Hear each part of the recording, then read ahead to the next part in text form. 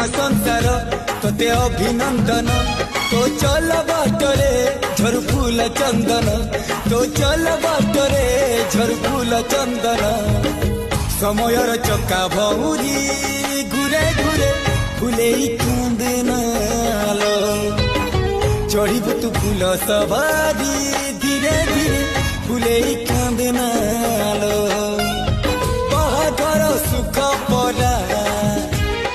विधाता देइछि तोते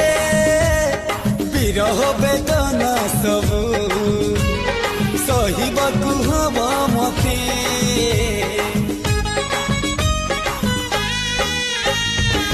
चिंतित रहेला सिंदूरी धारे धारे फुले कांदनालो